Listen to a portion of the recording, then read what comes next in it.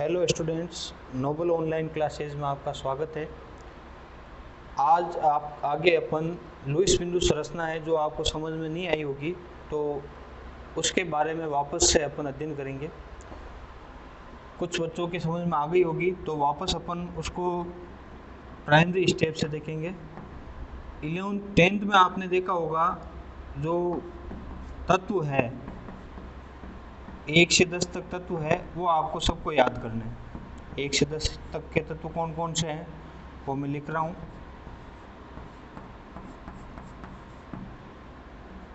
Hydrogen, helium, lithium, beryllium, boron, carbon, nitrogen, oxygen, fluorine और neon.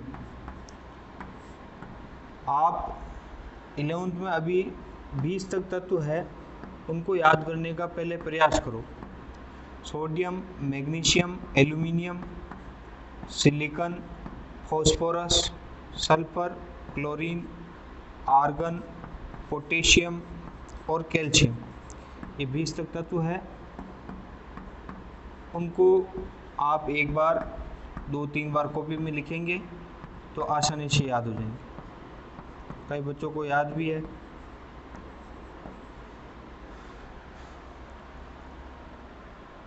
जो परमाणु संरचना होती है उसमें नाभिक होता है और नाभिक के चारों ओर जो इलेक्ट्रॉन होते हैं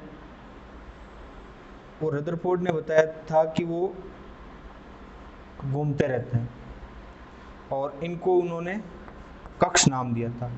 तो नाभिक के बाहर पहला कोष K, दूसरा कोष L, तीसरा कोष M, चौथा कोष M तक होता है, MN। अपने KLM यहीं तक काम हो जाएगा। N KLMN के रूप में व्यक्त करते हैं कोष को। नाभिक के चारों ओर वर्ताकार कक्षकों को क्या कहते हैं? कक्षक कहते हैं। इनमें इलेक्ट्रॉन है वो घूमते रहते हैं। ये सिद्धांत परमाणु संरचना में है। ये परमाणु की संरचना इस प्रकार की होती है।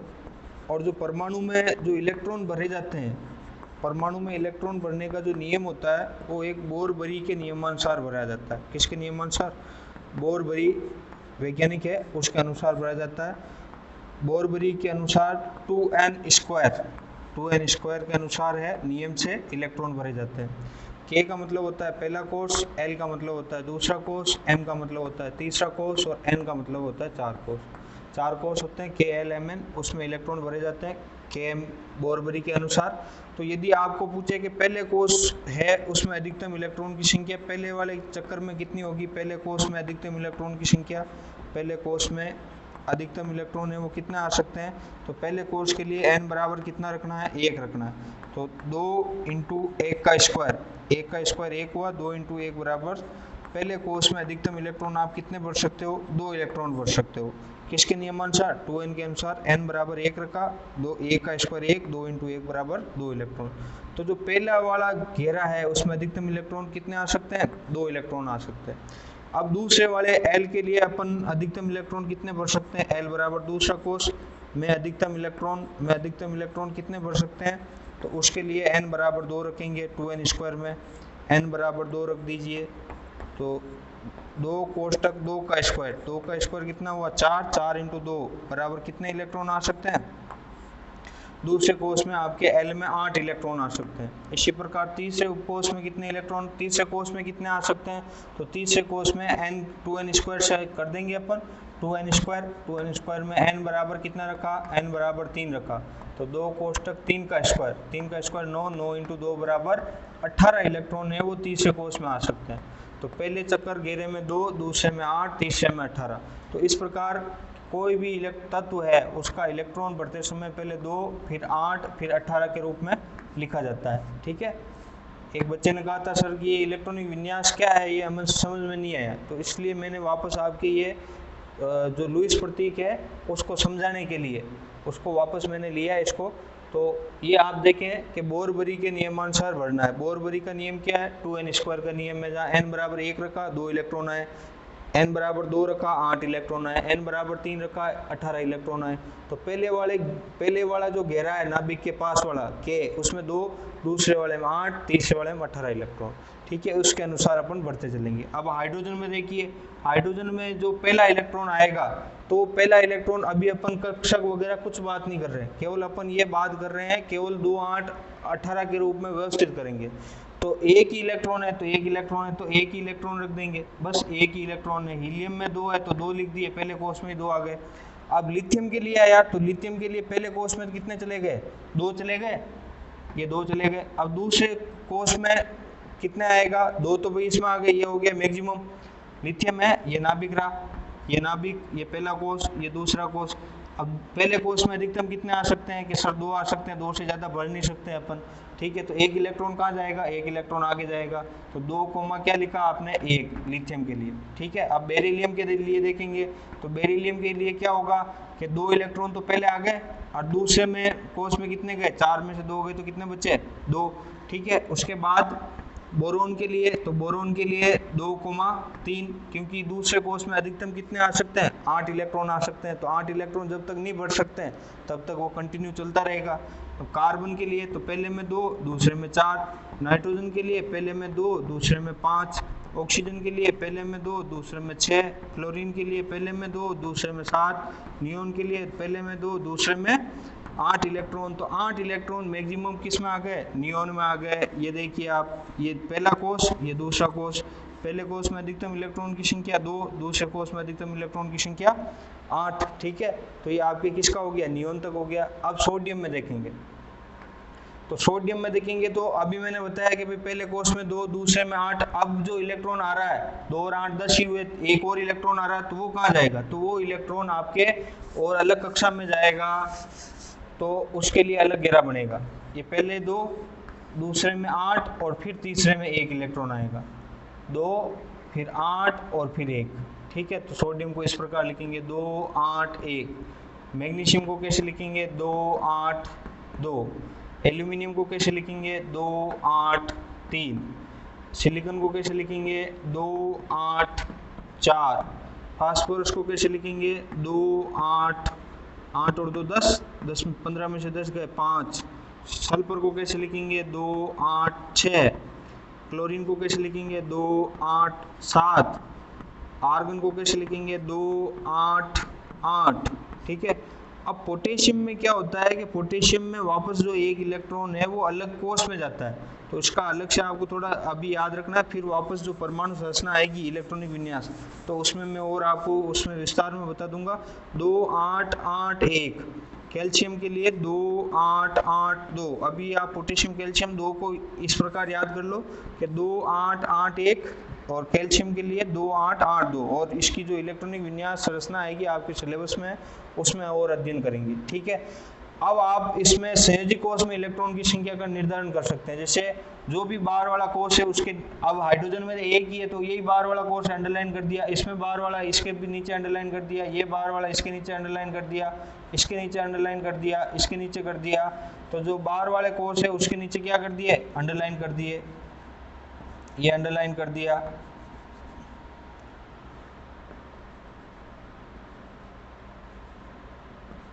बाहर वाला चक्कर है उसके नीचे आपने क्या कर दिया, अंडरलाइन कर दिया।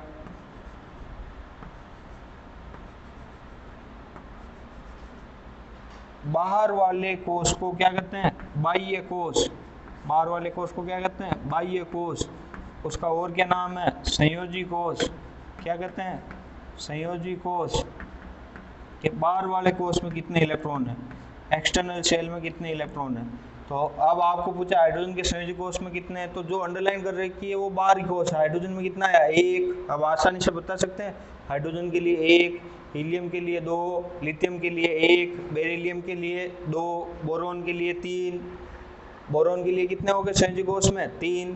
कार्बन के लिए 4, नाइट्रोजन के लिए 5, ऑक्सीजन के लिए 6, फ्लोरीन के लिए 7, नियोन के लिए 8, सोडियम के लिए 1, मैग्नीशियम के लिए 2, एल्यूमिनियम के लिए 3, सिलिकॉन के लिए 4, फास्फोरस के लिए 5, सल्फर के लिए 6, क्लोरीन के लिए 7, आर्गन के लिए 8, पोटेशियम के लिए वापस 1।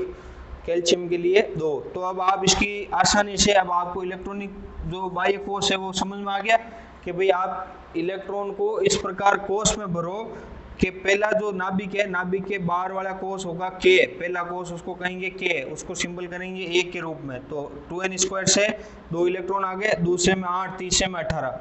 तो आप इसके अनुसार इलेक्ट्रॉन भरते जाएंगे, जो इलेक्ट्रॉन है वो आपके चलते जाएंगे कि जैसे लिथियम है तो पहले में 2 आ गए, दूसरे में अब आप 8 भरोगे क्या? 8 नहीं भरने भाई, आपके पास 3 ही है तो 3 ही भरोगे। तो 2 इसमें आ गए, 1 इसमें आ गया। जैसे 4 है तो 2 इसमें आ गए, 2 इसमें आ गए। 6 है 2 इसमें आ गए, 4 इसमें आ गए। 10 है तो 2 इसमें आ गए, 8 इसमें आ गए, 10 हो गए। अब 11 है तो 11 है तो क्या करोगे? 2 इसमें आ गए, 8 इसमें आ गए और 1 इसमें चला गया।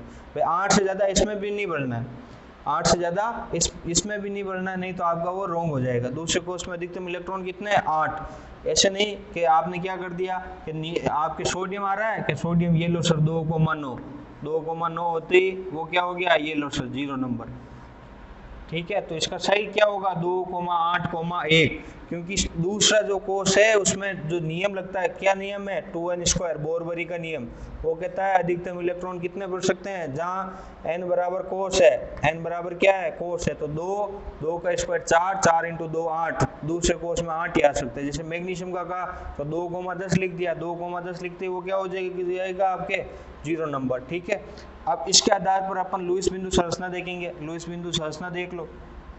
हाइड्रोजन है, हाइड्रोजन 1 इलेक्ट्रॉन है, 1 इलेक्ट्रॉन ये रहा डॉट के रूप में, ये हो गई लुईस स्ट्रक्चर। सबकी लुईस स्ट्रक्चर बना देते हैं, LEWIS Lewis, STRUCTURE structure, Lewis structure बनाओ। बहुत सिंपल है, 1 नंबर का प्रश्न आपके आसानी से आप कर सकते हो। हाइड्रोजन के ऊपर 1 डॉट मतलब 1 इलेक्ट्रॉन। हीलियम, हीलियम की लुईस बिंदु संरचना, हीलियम के ऊपर 2 डॉट कर दो, ये लो, ये हीलियम की लुईस बिंदु। लिथियम में 3 है तो लिथियम के चारों तरफ 3 कर दो, 1 2 और 3, ये लिथियम हो गया 3। बेरिलियम में 4 है, 4 कर दो, 1 2 3 4, ये बेरिलियम हो गया। बोरॉन के लिए 5 है, 5 कर दो, ये बोरॉन। 1 2 3 4 5, ये बोरॉन हो गया। ठीक है, कार्बन में 6 है, 6 कर दो। 1 कार्बन में कितने हैं? सॉरी देखो यहाँ पे गड़बड़ हुई है, लिथियम से ही गड़बड़ हुई है। लिथियम से क्या गड़बड़ हुई है? वापस देखो, संयोजी कोश में बढ़ने थे। लिथियम में कितना हुआ? लिथियम में 1 डॉट, ये 1 ही है ना भाई, 1 डॉट है, ये लिथियम की लुईस बिंदु संरचना। ठीक है, हीलियम में 2 है तो 2 हो गए। बेरिलियम में भी बाह्य कोश में कितने हैं? बाह्य कोश वाले को डॉट में रूप प्रदर्शित करना है। बेरिलियम में कितने हैं? 2, तो 2 के डॉट के रूप में या क्रॉस में प्रदर्शित कर दो, 1 और 1 2।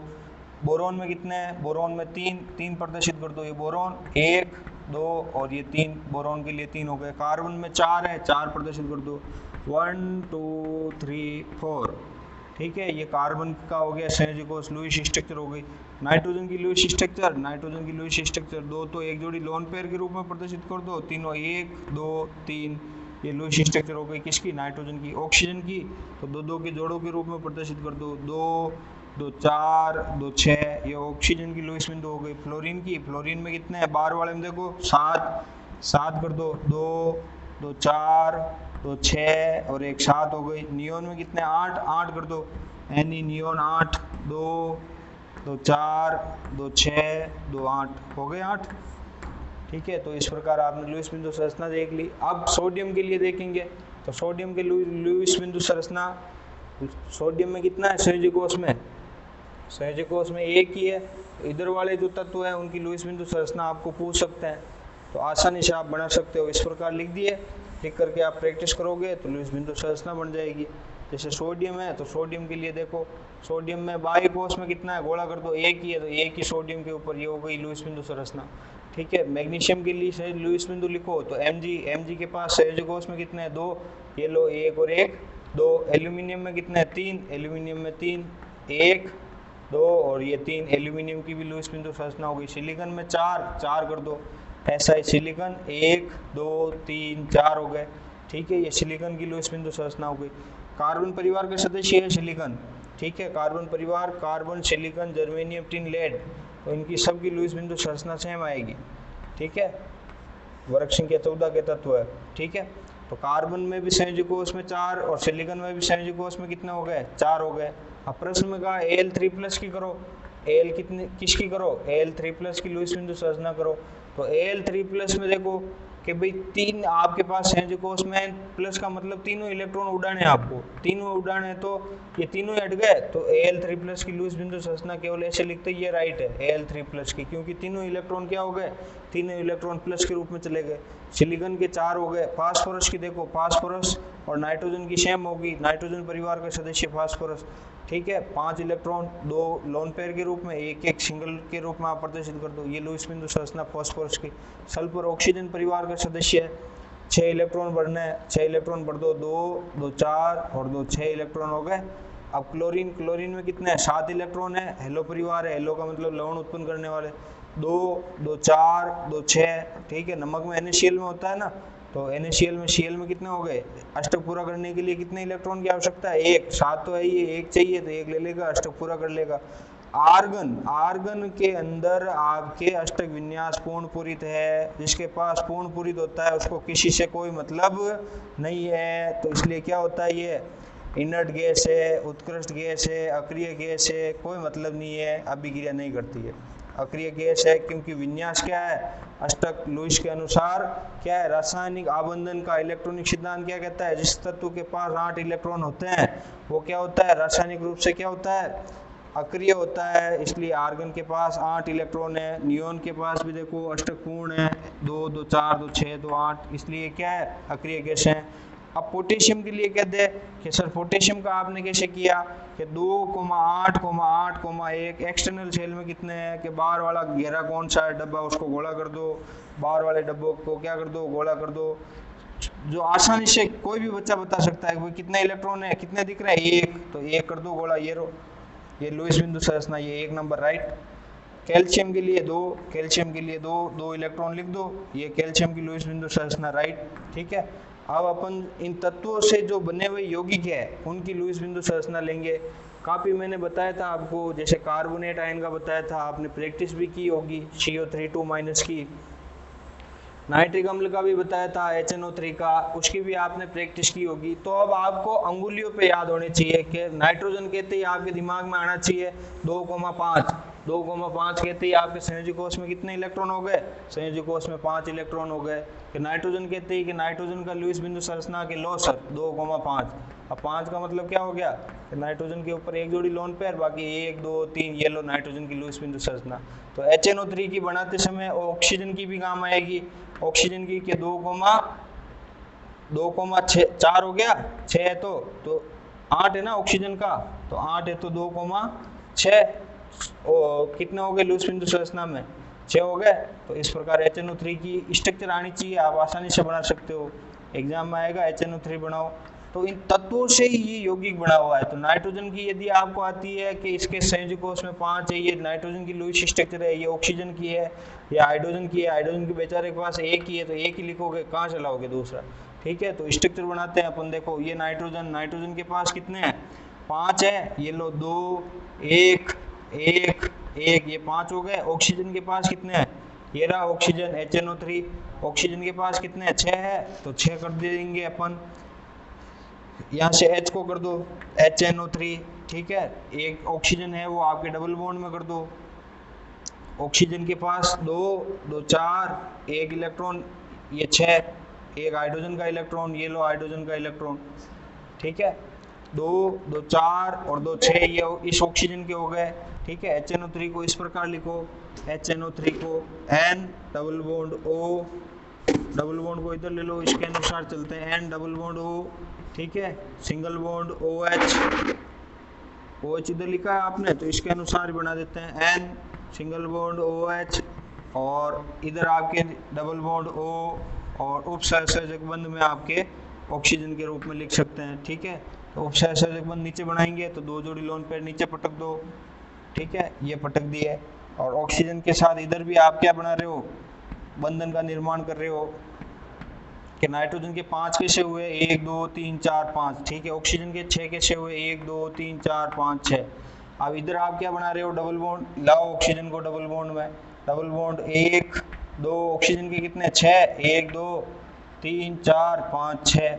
अब इस ऑक्सीजन का अष्टक पूरा करो, 2 2 4 2 6 और 2 8, ये सोच रही 8 इलेक्ट्रॉन मेरे, ठीक है। अब नीचे की ओर कौन है, ऑक्सीजन सिंगल बॉन्ड में है, ऑक्सीजन सिंगल बॉन्ड में है, तो ये देखो ऑक्सीजन के पास 2 2 4 और 2 6, ठीक है।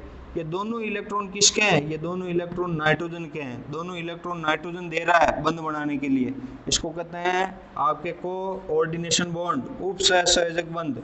जब एक दाता एक ग्राही हो, 10th में नहीं पढ़ा होगा, अब आपके नया बंध आया है, बंध 3 प्रकार के, सहसंयोजी, आयनिक और उप सहसंयोजी, ये उप सहसंयोजी बंध बना रहा है भाई, इसको गर्ज है, ये इलेक्ट्रॉन, दोनों इलेक्ट्रॉन कौन दे रहा है, नाइट्रोजन दे रहा है, गर्ज किसको है, नाइट्रोजन को बंध बनाने के लिए, तो ऑक्सीजन को इलेक्ट्रॉन दे रहा है, ऑक्सीजन चुपचाप बैठी है, ऑक्सीजन के पास संयोजक कोष में कितने हैं, 2 2 4 2 6 और ये अष्टक पूरा हो गया 2 8 है, सिंपल। अब इधर देखो, अब नाइट्रोजन की भी तो आपको अष्टक पूरा करना है, तो नाइट्रोजन का अष्टक पूरा करना है, देखो 2 2 4 2 6 2 8 कर दो गोला, ये लो 2 2 4 2 6 2 8, प्रत्येक गोले में 8 आने चाहिए, इसको क्या कहते हैं, रासायनिक आबंधन का इलेक्ट्रॉनिक सिद्धांत। पढ़ क्या रहे हो, वो भी तो दिमाग में होना चाहिए कि रासायनिक आबंधन का इलेक्ट्रॉनिक सिद्धांत पढ़ रहे हैं सर, कौन से सिद्धांत पर आधारित है, इलेक्ट्रॉनिक सिद्धांत। इसका दूसरा नाम क्या है, कि इसका दूसरा नाम है आपके अष्टक सिद्धांत। कौन सा सिद्धांत, अष्टक सिद्धांत, ठीक है।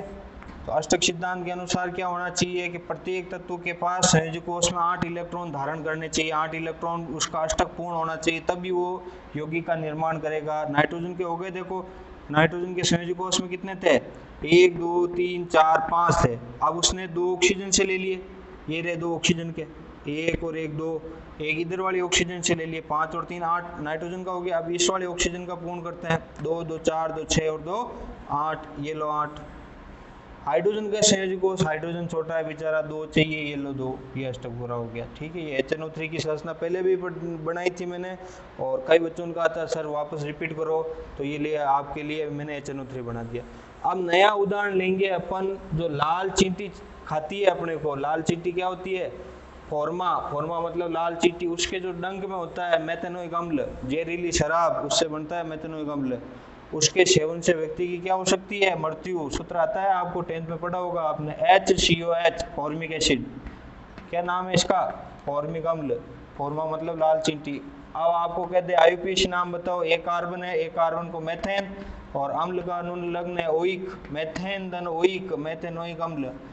स्ट्रक्चर ऑफ मेथेनोइक अम्ल, लुईस स्ट्रक्चर ऑफ मेथेनोइक अम्ल, इसकी बनाएंगे अपन, ठीक है।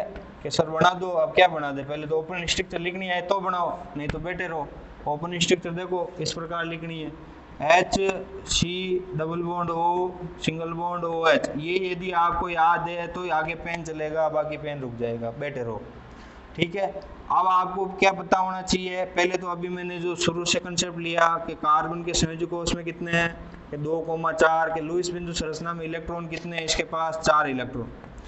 ऑक्सीजन के कितने हैं, सबको याद हो गए होंगे कि 2,6 कितने इलेक्ट्रॉन है, बाहर वाले में देख करके रट्टा ठोकना है, कितने इलेक्ट्रॉन, 6 इलेक्ट्रॉन, सिंपल है बिल्कुल। हाइड्रोजन के लिए कितने हैं, कि 1 इलेक्ट्रॉन, ठीक है, कोई भी बता देगा। अब इसके अनुसार अपने को इस स्ट्रक्चर को बनाना है, बनाओ।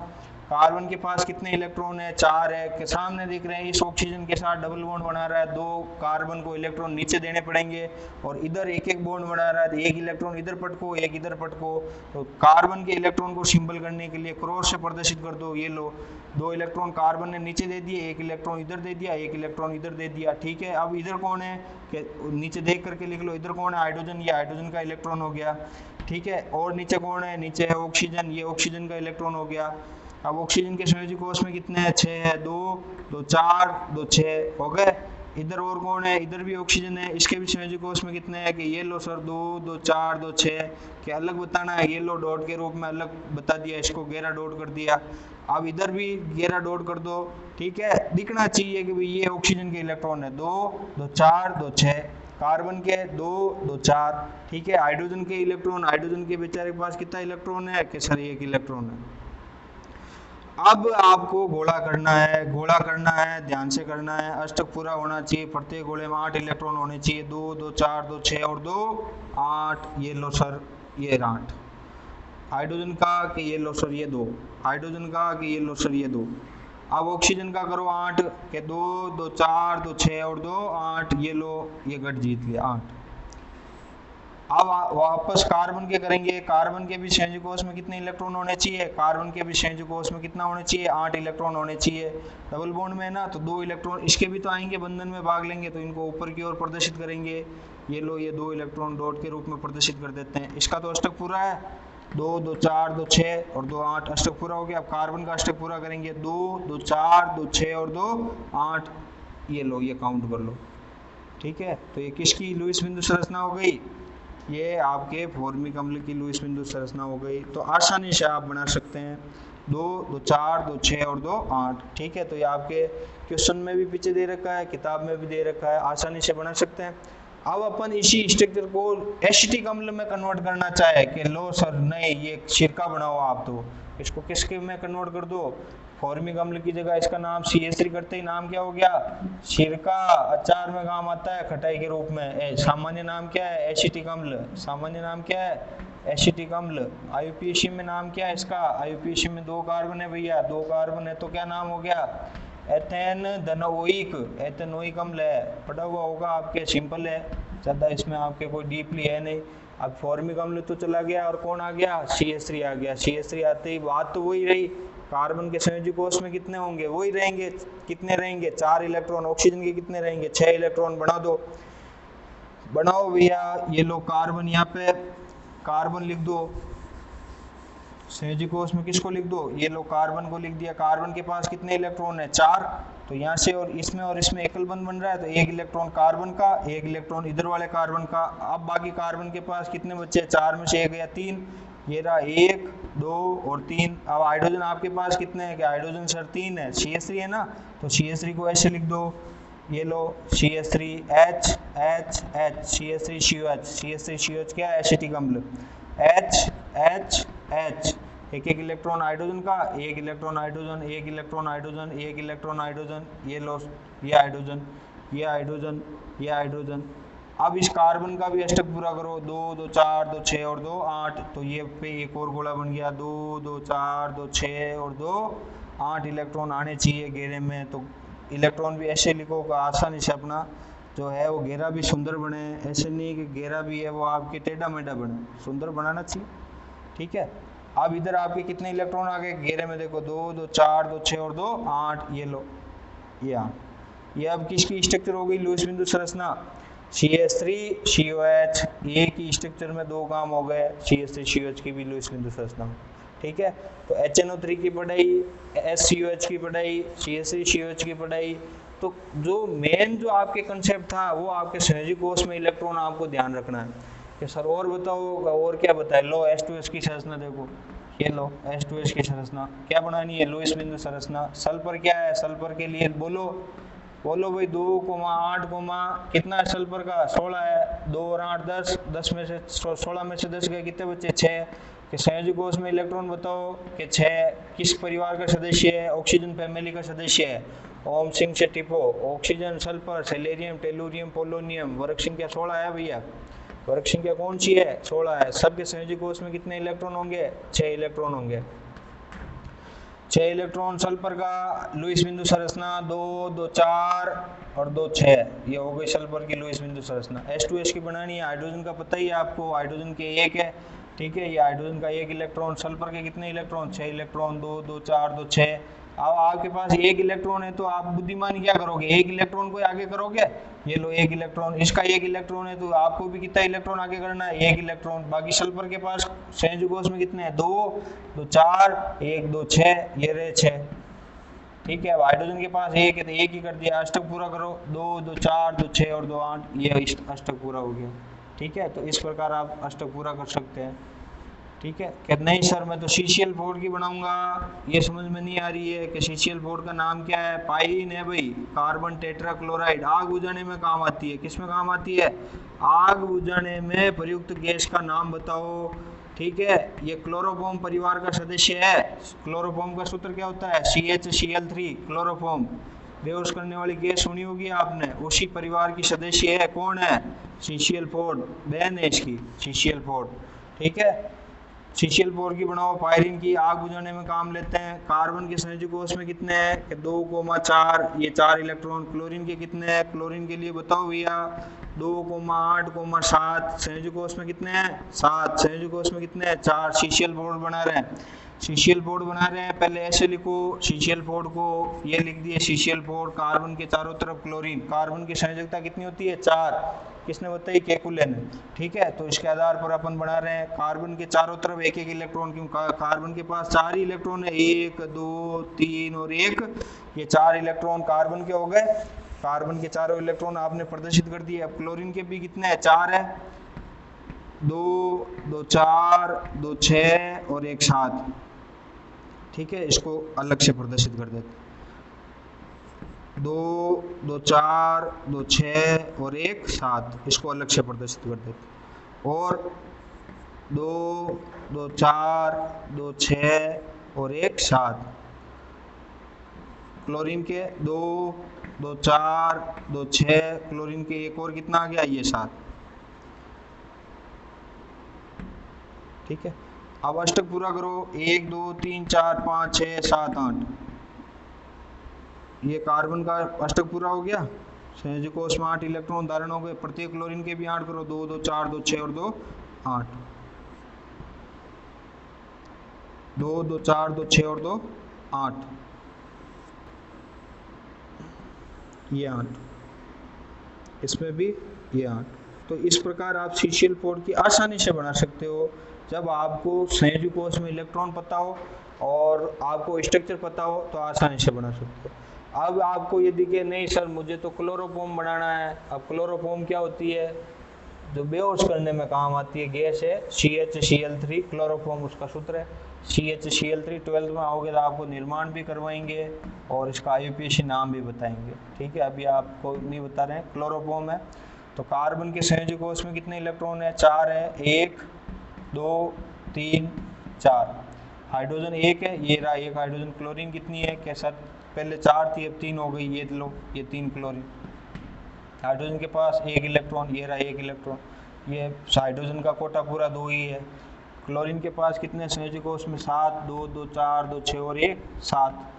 इस वाली क्लोरीन में 2 2 4 2 6 और 1 7। इस वाली क्लोरीन में भी 7, 2 2 4 2 6 और 1 7। बड़ा अष्टक पूरा करो। कार्बन का करते हैं पहले तो सेंट्रल एटम का। सेंट्रल एटम में कौन है, कार्बन है। 2 2 4 2 6 और 2 8, ये लो ये अष्टक पूरा हो गया, 2 2 4 2 6 और 2 8, ठीक है। क्लोरीन का करेंगे 2 2 4 2 6 और 2 8, ये लो क्लोरीन का भी पूरा हो गया। इसका भी इस वाले क्लोरीन का करो, ये लो ये अष्टक पूरा हो गया। इस वाले क्लोरीन 2 4 6 2 8। तो इस प्रकार आप CHCl3 क्लोरोफॉर्म है उसका भी अष्टक विन्यास है वो आसानी से बना सकते हैं। अब और भी स्ट्रक्चर है, तो और भी स्ट्रक्चर में आप जो आपको स्ट्रक्चर बनानी हो तो उसके संयोजक कोष के इलेक्ट्रॉन लिख दीजिए और संयोजक कोष के इलेक्ट्रॉन लिख करके और उसको स्ट्रक्चर आपको पता होना चाहिए, आप आसानी से बना सकते हैं। जैसे मैंने कार्बोनेट आयन की बनाई थी, तो कार्बोनेट में ये पता होना चाहिए भाई कौन सी ऑक्सीजन आपके सिंगल बॉन्ड में है, कौन सी ऑक्सीजन डबल बॉन्ड में है। तो आप आसानी से CO3 की स्ट्रक्चर है वो बना सकते हैं। जैसे CO3 की बनानी है तो कार्बन में एक ऑक्सीजन को तो आप डबल बॉन्ड में लो और एक ऑक्सीजन 2 ऑक्सीजन को आप सिंगल बॉन्ड में लो, तो आसानी से आपके क्या बन सकता है, CO3 है उसकी लोन स्ट्रक्चर बन सकती है। तो डबल बॉन्ड वाली ऑक्सीजन है उसके ऊपर कितने जोड़ी लोन पेयर, 2 जोड़ी लोन पेयर। सिंगल बॉन्ड वाली ऑक्सीजन के ऊपर कितने जोड़ी लोन पेयर, 3 जोड़ी लोन पेयर, ठीक है। 1 जोड़ी 2 जोड़ी और 3 जोड़ी। तो ये CO3 हो गया, CO3 कार्बोनेट। अब ये कैल्शियम के साथ अभिक्रिया करेगा, Ca+2 CO3 CaCO3 बन गया ना, प्लस और माइनस उदासीन होकर के, ये लो ये CO3 बन गया। तो ये चाहे मार्बल बना दो, चाहे पत्थर बना दो, चाहे बल्लाडा वाला बनाओ, चाहे किशनगढ़ वाला बनाओ, ये CaCO3 है, ठीक है। इसी प्रकार आपके जो दूसरी जो स्ट्रक्चर है जैसे कि आप खाने वाला सोडा बनाना चाहते हो तो Na2CO3 ये रहा सोडियम कार्बोनेट Na2CO3 में आपके सोडियम है, सोडियम के ऊपर +1 चार्ज, CO3 के ऊपर 2- चार्ज, ये सोडियम कार्बोनेट। अब सोडियम के लिए अणु कितने चाहिए, 2 Na2CO3, ये आपके कौन सा सोडा हो गया, वॉशिंग पाउडर निरमा धोने वाला सोडा हो गया भाई। वॉशिंग पाउडर निरमा धोने वाले सोडे का नाम बताओ, Na2CO3। ठीक है, खाने वाले सोडे का नाम बताओ, NaHCO3। Sodium bicarbonate, sodium bicarbonate है CO3 सब में, ये है CO3 2- के रूप में। ठीक है, तो ये इस प्रकार अपन स्ट्रक्चर भी बनाएंगे। और फिर मैंने आपको जो मेन कंसेप्ट था उसको बताया। उसके बाद अपन ने क्या लिया था, फॉर्मल आवेश का सूत्र लिया था। तो फॉर्मल आवेश का जो सूत्र है वो भी मैं आपको अब इसके आधार पर बताऊंगा कि फॉर्मल आवेश किस आधार पर, वापस रिपीट कर रहे हैं कि फॉर्मल आवेश बराबर उसके संयोजी कक्ष में इलेक्ट्रॉन की संख्या। हिंदी में बता रहा हूँ, इंग्लिश में क्या है, वैलेंशियल इलेक्ट्रॉन। संयोजी कक्ष में इलेक्ट्रॉन की संख्या, 5-7 बार गाना गाते हैं वैसे याद करो। संयोजी कक्ष में इलेक्ट्रॉन की संख्या, संयोजी कक्ष में इलेक्ट्रॉन की संख्या माइनस अनाबंधित, मतलब जो बंधन में भाग नहीं ले रहे हैं, लड्डू के रूप में आपको दिख रहे हैं, अनाबंधित इलेक्ट्रॉन युग्म की संख्या है भाई, नंबर ऑफ लोन पेयर, अनाबंधित इलेक्ट्रॉन युग्म की संख्या। ठीक है, उसके बाद और क्या है कि -1/2 बॉन्ड पेयर की संख्या, बंधित युग्म में इलेक्ट्रॉन की संख्या, बंधित युग्म में इलेक्ट्रॉन की संख्या, बंधित युग्म में इलेक्ट्रॉन है उसकी संख्या।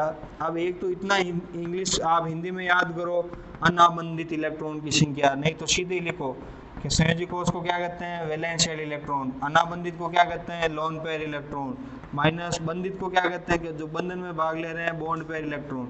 ठीक है, एक बंधन में कितने इलेक्ट्रॉन भाग लेते हैं, एक बंधन में 2 इलेक्ट्रॉन भाग लेते हैं। ठीक है, OA, OB, OC 3 बता दो ऑक्सीजन को। ठीक है, अब अपन निकालते हैं फॉर्मल चार्ज OA के लिए। OA के लिए क्या निकाल रहे हैं, OA के लिए फॉर्मल चार्ज निकाल रहे हैं। फॉर्मल चार्ज FC बराबर, तो ऑक्सीजन है, ऑक्सीजन मैंने बताया, ऑक्सीजन आती है आपके दिमाग में, यहाँ 8 नंबर 2,6 आसानी से आपने लिख दिया। अब कोई भी बच्चा कर लेगा। अब आपको किसी भी बच्चे को पूछा जाए कि भाई ऑक्सीजन के संयोजी कोष में इलेक्ट्रॉन के ये रहे सर 6 इलेक्ट्रॉन, क्यों कॉन्फिडेंस आ गया आप में कि नाइट्रोजन के लिए बताओ, ये लो सर 2,5 इलेक्ट्रॉन। ठीक है, तो ये आपको घबराना नहीं है कि भाई ये सर कहाँ से लेके आए, कोई नई टेक्निक नहीं है, यही सब आपके 10th में पढ़े हुई है। जैसे देखो कार्बन के लिए ये लो, फटाफट आंसर आना चाहिए, 2,4 के बाहर वाला डब्बा है, अंडरलाइन की 4 इलेक्ट्रॉन के संयोजी कोष में कितने इलेक्ट्रॉन है, 4 इलेक्ट्रॉन। जो संयोजी कोष में इलेक्ट्रॉन होता है वही बंधन में भाग लेता है। कार्बन के आपको पता है कि 4 बंदी क्यों बना रहे हैं, क्योंकि संयोजी कोष में कितने इलेक्ट्रॉन है, 4 इलेक्ट्रॉन है, चारों बंधन में भाग लेते हैं। कि इसी प्रकार के फ्लोरीन के संयोजी कोष में बताओ कि आप पहले तो परमाणु क्रमांक याद होना चाहिए, परमाणु क्रमांक सब बच्चों को याद है। परमाणु क्रमांक फ्लोरीन का 9 नंबर, 9 को कैसे तोड़ोगे, 2,7, ये लो संयोजी कोष में 7 इलेक्ट्रॉन। अब यहाँ पे आपके पास कौन कौन है उसके देखो कि ऑक्सीजन क्या निकाल रहे हो, ऑक्सीजन के संयोजी कोष में कितना है कि 6 इलेक्ट्रॉन, ये लिख दिए 6 इलेक्ट्रॉन।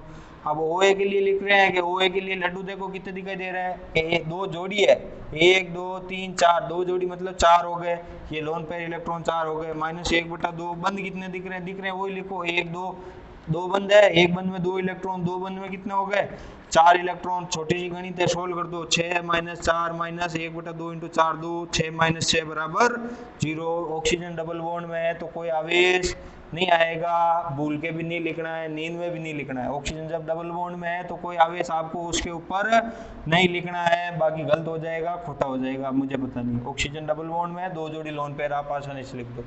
ऑक्सीजन जब सिंगल बॉन्ड में है तो OB के लिए फॉर्मल आवेश निकालेंगे लिए, OB के लिए फॉर्मल चार्ज, OB के लिए फॉर्मल चार्ज। अब वैलेंशियल इलेक्ट्रॉन तो चेंज होने से रहा, वैलेंशियल इलेक्ट्रॉन अब आपको कोई भी पूछे तो खट 6, ठीक है, माइनस लोन पेयर लड्डू कितने दिख रहे हैं कि ये लो सर 2 2 4 2 6, ये लो 6, माइनस बंद कितना दिख रहा है कि सर एक ही बंद दिख रहा है। अब दिखेगा उतना ही लिखोगे कि एक बंद है, एक बंद में कितने इलेक्ट्रॉन, 2 इलेक्ट्रॉन, ये लो तो 6 - 6 माइनस 1/2 से 1/2 कैंसिल, 1 हो गया तो 6 - 7 तो माइनस का 1 बच गया। तो जब ऑक्सीजन सिंगल बॉन्ड में है तो उसके ऊपर फॉर्मल आवेश कितना आएगा, -1 आएगा। ये हमेशा आपको ध्यान में रखना है, ऑक्सीजन सिंगल बॉन्ड में होते फॉर्मल आवेश क्या आएगा, -1 आएगा। इसी प्रकार OC के लिए देखो, OC के लिए फॉर्मल चार्ज क्या होगा कि OC के लिए फॉर्मल चार्ज इस प्रकार होगा, 6 संयोजक कोष में -6 सेम है, -1/2 इंटू बंद के इलेक्ट्रॉन 2, तो 6 में से 7 गए, माइनस का 1 आएगा सिंगल बॉन्ड। तो -1 और -1 इसलिए इसके ऊपर चार्ज क्या लिख रहे हैं, -2, ठीक है। इसलिए CO3 के ऊपर चार्ज क्या लिखा जाता है, -2। तो इस प्रकार आपको यदि स्ट्रक्चर पता हो तो आप आसानी से क्या बना सकते हो, उसकी लुईस बिंदु संरचना है उसका अध्ययन कर सकते हैं और उसकी संरचना का निर्माण कर सकते हैं, ठीक है।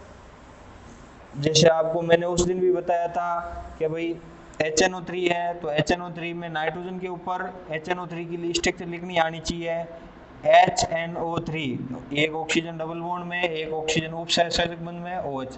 अब आपकी इसकी लुईस बिंदु संरचना में वापस बना रहे हैं, जल्दी से बनाएंगे। नाइट्रोजन के ऊपर एक जोड़ी लोन पेयर है, वो एक जोड़ी लोन पेयर सीधी कहाँ चली गई, इस वाले ऑक्सीजन के पास चली गई, ठीक है। इस वाले ऑक्सीजन के पास ये अपने बंध के इलेक्ट्रॉन भाग नहीं ले रहा है, केवल दोनों इलेक्ट्रॉन नाइट्रोजन दे रही है, उपसहसर्जक बंध बन रहा है। जब छोटे एरो के द्वारा बंध को प्रदर्शित करें तो ऐसा बंध होता है उपसहसर्जक बंध। नाइट्रोजन और ऑक्सीजन के मध्य उपसहसर्जक बंध है जिसमें एक दाता होता है, एक ग्राही होती है। दाता कौन है, नाइट्रोजन, ग्राही कौन है, ऑक्सीजन। दोनों इलेक्ट्रॉन कौन दे रहा है, नाइट्रोजन दे रही है। इधर नाइट्रोजन और ऑक्सीजन के बीच देखो 4 इलेक्ट्रॉन का साझा करना है, 1 2 नाइट्रोजन के और 2 ऑक्सीजन के। अब यहाँ पे साझा हो रहा है, साझा हो रहा है मतलब सहसहजी बंध बन रहा है, ठीक है।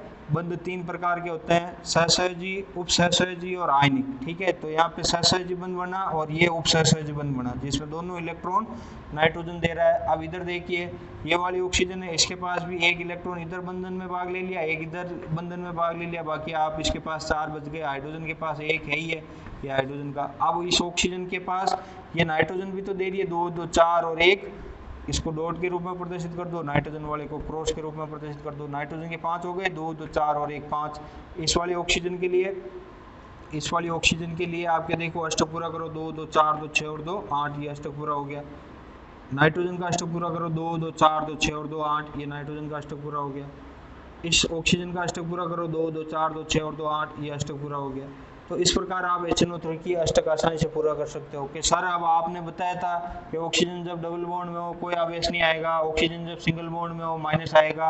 अब यहाँ पे भी तो डबल बॉन्ड में है, इधर बंद बदला रखा, बना नहीं रखा है, तो पास में लिखने का मतलब बीच में बंद है, तो इसके पास भी कितने जोड़ी लोन पे रहेंगे, 2 जोड़ी। अब सबका फॉर्मूला आवेश निकालते हैं, OA OB OC तीनों का फॉर्मूला आवेश निकालते हैं। पहले नाइट्रोजन के लिए निकालो, नाइट्रोजन के लिए फॉर्मल चार्ज। अब अपन बार बार बड़ा फॉर्मूला नहीं लिखेंगे, छोटा लिखो, वैलेंस शेल इलेक्ट्रॉन, ये रहा valence shell electron, minus lone pair electron, बंधित इलेक्ट्रॉन जो लड्डू दिख रहे हैं -1/2 बॉन्ड पेयर इलेक्ट्रॉन लिख दिया। अब नाइट्रोजन के लिए, नाइट्रोजन आते ही परमाणु क्रमांक 7 कितने हो गए, 2,5। संयोजक कोष में कितने electron, 5 electron, minus lone pair कितने दिख रहे हैं, कि सर कहाँ दिख रहा है, लड्डू तो कुछ दिखाई नहीं दे रहा, लड्डू तो 5 से 5 बंद में चले गए, 2 2 4 और 1 5, तो कितने लड्डू, 0 -1/2। बंद कितने बना रही है नाइट्रोजन के, सर देखो 1 2 3 4 बंद बना रही है, 4 बंद बना रही है, तो एक बंद में कितने इलेक्ट्रॉन होते हैं, एक बंद में 2 इलेक्ट्रॉन होते हैं, 1 2 3 4 5 6 7 8 इलेक्ट्रॉन, 4 बंद में 8 इलेक्ट्रॉन हो गए। तो 5 - 4, 5 - 4 कितने हो गए, +1। तो नाइट्रोजन जब भी आपके कितने बंद बना दे, 4 बंद बना दे, तो उसके ऊपर चार्ज क्या जाएगा, फॉर्मल चार्ज +1 है, ठीक है। अब ऑक्सीजन OA वाला देखेंगे, OA वाला देखो, OA के लिए, ऑक्सीजन के लिए संयोजक कोष में कितने इलेक्ट्रॉन की संख्या है, 8 है, 2,6 संयोजी इलेक्ट्रॉन की संख्या है। तो संयोजी इलेक्ट्रॉन संख्या 6 माइनस लड्डू कितने दिख रहे हैं, 4 -1/2 इंटू बंद कितने बन रहे हैं, 2, तो 2 बंद में 4 इलेक्ट्रॉन, तो 6 - 6 बर 0। तो ऑक्सीजन आ गई भाई, हो गया आपके सत्यापन के ऑक्सीजन जब डबल बॉन्ड में हो तो उसके ऊपर फॉर्मल आवेश क्या होगा, 0 होगा, ठीक है। अब आपके OB के लिए निकालेंगे, OB के लिए 1 2 3 जोड़ी, 1 2 3 जोड़ी है OB के लिए। तो OB के लिए फॉर्मल आवेश 6 माइनस लड्डू कितने दिख रहे हैं, 3 जोड़ी, 6 - 1/2 इंटू बंद कितना है, 1 है, एक बंद में 2 इलेक्ट्रॉन, ठीक है। तो 6 - 6 0, कितना आ गया, फॉर्मल चार्ज -1। सत्यापन हो गया। ऑक्सीजन जब आपके सिंगल बॉन्ड में हो तो उसके ऊपर फॉर्मल आवेश क्या होगा, -1 होगा। तो -1 यहाँ पे हो गया, प्लस का 1 नाइट्रोजन हो गया, तो माइनस और प्लस उदासीन हो गए, ठीक है। अब इस वाली ऑक्सीजन के लिए भी एक फॉर्मल चार्ज निकाल लो, OC के लिए। तो वैलेंशियल इलेक्ट्रॉन, पहले तो संयोजक कोष में इलेक्ट्रॉन 6 माइनस लोन पेयर कितने दिख रहे हैं, 4 माइनस बंद कितने बन रहे हैं, 2, तो 2 बंद में 4 इलेक्ट्रॉन, ठीक है। तो 6 - 6 बराबर संयोजक कोष में कितना इलेक्ट्रॉन हो गया, 0, ठीक है। तो इस प्रकार अपन ने इस जो आज क्लास थी उसमें अपन ने लुईस बिंदु संरचना का पूर्ण पहले से अध्ययन किया और फॉर्मल आवेश है उसका और अध्ययन किया। आगे अपन बंधन जो बंध है वो कितने प्रकार के होते हैं, आयनिक, सहसंयोजी, उपसहसंयोजी, उसके बारे में अध्ययन करेंगे।